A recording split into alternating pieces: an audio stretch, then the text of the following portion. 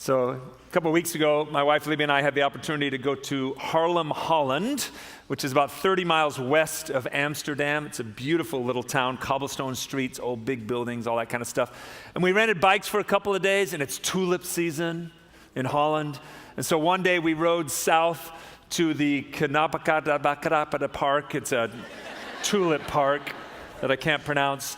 Now, it's like 4 hours of tulips, spectacular through the tulip fields. It's beautiful. The next day, we rode our bikes west towards the North Sea. And in between Haarlem and the North Sea, there is a national park, and it's got sand dunes, and there's grasses all over the sand dunes, and it's just beautiful. They've paved a bunch of bike paths through the sand dunes, and we were heading, and we think we were heading in generally the right direction. The problem was, it was a foreign country to us. All the signs were in Dutch. We don't speak Dutch. I've got my phone out. I'm doing iTranslate to see if we're going even the right way or if bikes were even allowed on this trail.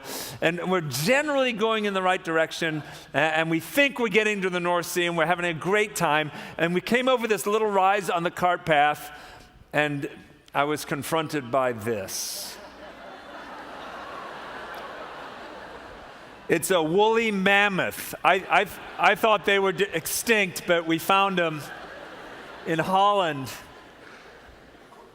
It's actually a Scottish Highland cow. And I had learned years ago, I don't know why I learned this, that if you're confronted by a bull, you're supposed to stand it down and get really big and it'll run away. And so I got off my bike and I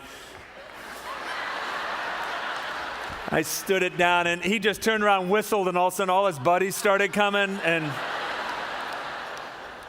Libby was taking the pictures, and if you were to see the rest of the sequence, you'd see me grabbing my bike, and we ran off the side of the path. And that cow, standing right in the middle of the path, impeded my progress. It stopped me in my tracks.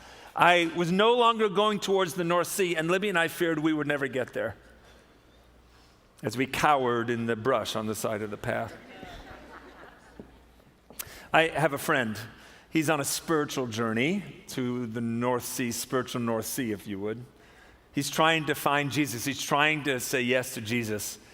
And in his journey, it's kind of like he's in a foreign land a little bit. The language is different. I have to translate for him sometimes because the Bible language is a little different than normal everyday language. And one day he's just traveling along on this journey towards Jesus, and this big, honking, hairy cow with these huge horns right in his path. It's called the resurrection. He got to the resurrection and he looked at me and he said, okay, so let me get this right. What you want me to believe is that this guy died, like for real died, was buried, 3 days later, came back to life. Just want to be clear, that's what you're asking me to believe. I'm like, yeah, that's what I'm asking you to believe. And he said, Pete, I want to. I would love to. I can't get my brain around that. If you looked at his cow standing in the middle of the path, if you looked on his rear end there, you'd see it branded the resurrection. That's his cow. He cannot get past it.